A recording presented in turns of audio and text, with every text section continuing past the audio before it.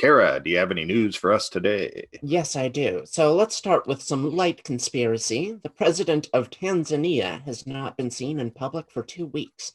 At least one citizen who posted on social media that the president is likely ill was arrested under a cybercrime law that human rights groups have often criticized for being used to suppress freedom of expression in that country. The exiled opposition leader who lost a presidential election to Tanzania's current president in October claimed in a series of tweets that he had been flown to India in a critical condition due to COVID. The extent of Tanzania's COVID epidemic is largely unknown due to poor record keeping. The missing president has made high profile claims that it has been eliminated from Tanzania, cast doubt on COVID tests, and discouraged the use of masks. The US will test its first hypersonic missile sometime in the next few weeks, a technology that critics say is, quote, a weapon in search of a mission. The idea of hypersonic missiles is that they move so quickly they can evade any ability to detect or shoot them down before they hit their targets, but ICBMs can already do that, and so the US and Russia's increasing investment in this tech has been described as bizarre by military analysts familiar with the technology. Hypersonic weapons are also not covered by existing treaties designed to prevent arms races between countries, which perhaps explains their proliferation.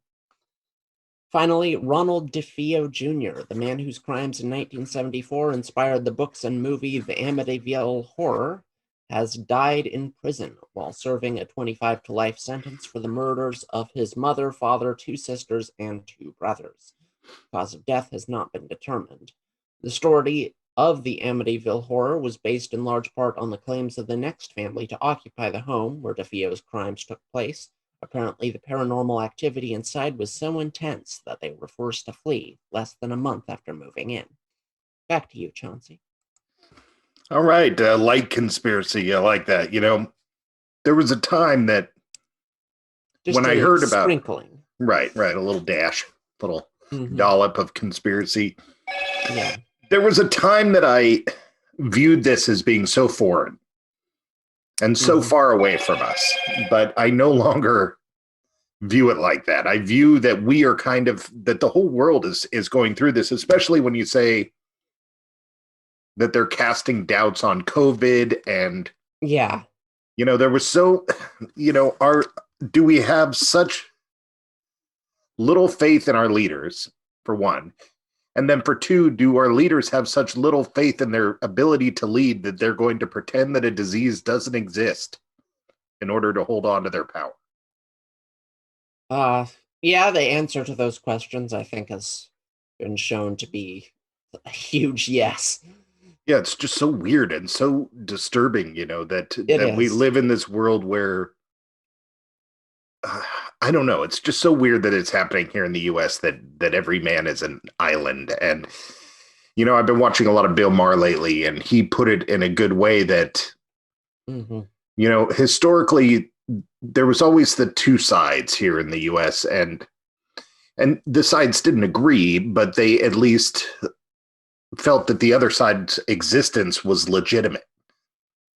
But now we've gotten to this point where both sides have taken away the other side's legitimacy, and it's sort of like, I don't know, it's a little scary. I think it's a little scary. Yeah. But I don't mean scary like guns in the streets scary. I mean scary like the fall of the stability that we've all enjoyed. Yeah. I guess I don't know that I agree that both sides have seen each other as like legitimate. I think if you look just at the middle, I think there used to be more of a middle and now there's not. But I Right. think, if you look at the far right and the far left, those have both always existed and they have both always hated the Agreed, but they'd always a been lot.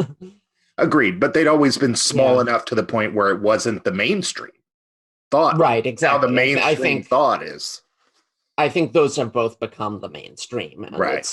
it's I mean, it is hard to see how the country just continues to exist like this. Mm-hmm. Like I would say that the existence of quote unquote like the central mainstream kind of thing in the past was due to some not great stuff. It was due to the fact that Congress was basically a good old boys club and that, left or right, you could still basically agree on, I'll scratch your back, you scratch mine, kind of thing. And, now we have much more transparency, so that doesn't happen as much. So we're just totally gridlocked. And it used to be, there were like a couple news networks, right? That all basically pushed the same narrative. Like, is that ideal? I don't think so. I think it's good to have lots of perspectives, but we're seeing now we do have lots of perspectives, and the result is, these divisions have been laid bare, and it's like, how now that we have the basically illegitimate glue that was holding the country together gone, why is the country holding? Why? Like, no one wants it to hold together. Yeah, well, don't get me wrong. I'm not like advocating to go back to the way things were. I'm just saying that the change is noticeable. Definitely. Ability level for and all it of is us. Scary, because it's that like we need to do something about that. Right, because how much longer can we limp along with, Congress passes a bill every 8 years, Right. Yeah. Like, how much longer can we, our laws are radically different in this state, versus this state, but you can still cross the border, like completely different philosophies of governing. I don't know. I think my radical, horrible opinion is that we probably need to just break up the country at some point, and it would be nice if that was done peacefully. But I don't think that's the case, but I am see liberal. The culture changing. Well, you don't see the culture changing, but I mean, we did come back from a civil war. We did come back from McCarthy era. We did make our way through a lot of very shady things in order to get to a place today that, while we do have some problems, is better than the days we were in before. That's true. So, I mean, there's still hope for us, and don't take that away from me. Yeah. All right. Well, I guess I won't, and I can't see the future. So who knows? Maybe it's just hard to see where stability will come from. But right. Yeah. Well, hopefully it'll come from people just being fed up and saying, "Hey, I like my neighbor, and I'm tired of this BS, and I don't really care about what the TV said." It's like I was about to say, I'm a liberal guy, but I'm not running out buying Democrat shirts. I don't have bumper stickers on my car that say vote for Hillary.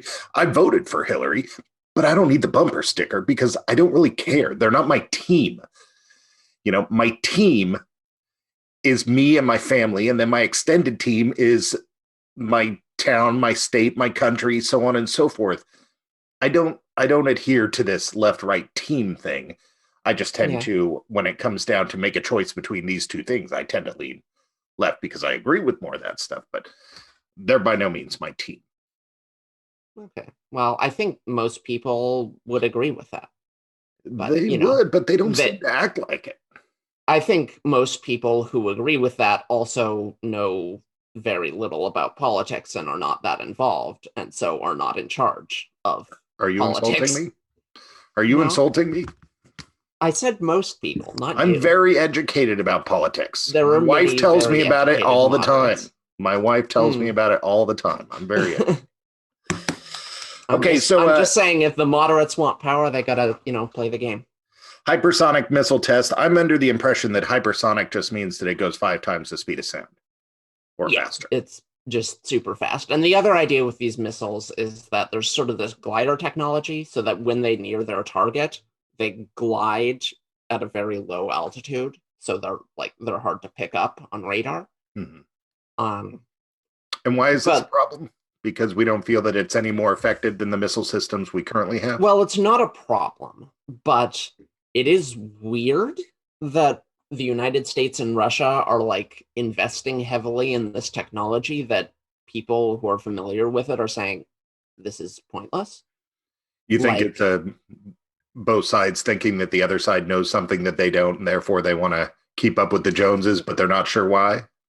Right. Well, it could be that, or it could be they do know something that we don't know, or, it could be they're just throwing spaghetti at the wall. But in this, this isn't like the psychic program where they just lay aside a couple people and put them in a shed and be like, hey, try to be psychic. That's pretty cheap. This is expensive spaghetti, so to speak. Yeah. So I like it's that. curious. I'm just curious as to what in fact is going on here, and whether this is just, arms race. Oh, they're doing it, we got to do it kind of thing, or whether. I don't love the idea of having a nuclear missile that no one can see. I think that kind of I don't either, but if with the somebody has mutually one, assured destruction thing, yeah. I don't either, but if somebody's going to have one, I would just assume us have one too. Well, I mean, yeah, that makes sense. So that's the hard maybe part. that's what's going on now. Right. So it's fun. The future of missile tech. And then finally, this is a weird coincidence. The Ronald DeFeo has died. Just last week, Is I it wrote DeFeo? Yeah. What? Did I say it wrong? Is it DeFeo? Yeah. Or I thought it was DeFeo. I have no idea. I've never heard it said. So it might be. You're the horror guy. DeFeo sounds more right. So. Yeah, I was just guessing. But yeah, I did need to research it, how to pronounce it, because just last week, I wrote a script for a new history of in 10 minutes or less, and I did the Amityville horrors. I just happened to do this last week. So yeah, the guy died. Yeah, I'm gonna have to update my script. In my script, it says that he's still in prison, so I'm gonna have to change it. Yeah, as of 3 days ago, because he died on the 12th. So right.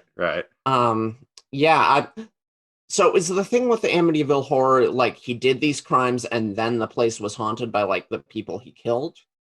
Is that kind of what is going on here? Was it haunted previously? Did he do the crimes because it was a haunting of Hill House situation and the ghosts drove him mad? Or, what? Basically, he did the murders, and it was a weird situation because he murdered them all in their sleep. They were all laying there. He said he drugged them so that they couldn't move, but toxicology came back and says none of them were drugged. And he shot them all in their bed, in their sleep, some of which in the same room, with a shotgun. Nobody got up and did anything. They just sort of let him shoot them. And he said that he did it because he heard voices telling him to kill them.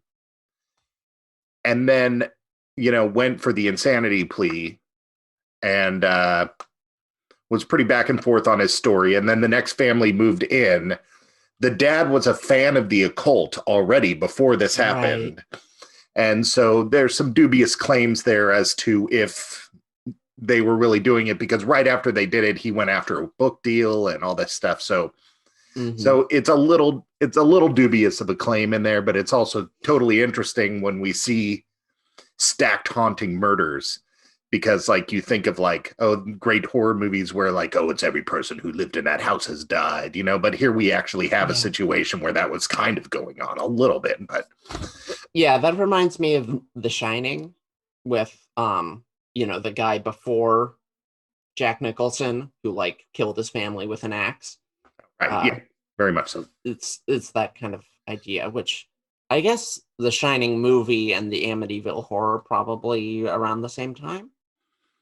Yes. I'm not sure which one. Yeah, Amityville horror in the movie came out in 1979, and I would guess that The Shining was a couple years prior to that. Okay. Well, okay, so the horror case was 1974, so maybe it was right. The movie was 1979. Right. Okay. So yeah, this probably inspired a lot of our horror. Yeah, I think it does. And it also sort of fulfills other stories like haunted lands and everything bad happening to people. And, they were, even on a poltergeist level, they said that it was on an Indian burial ground. There's no proof of that. There's a lot of dubious stuff going on there with the Amityville case, but still super interesting. Yeah, well, guy died, leading cause of death, I think. Ghosts. Yep, makes sense. The ghosts caught him.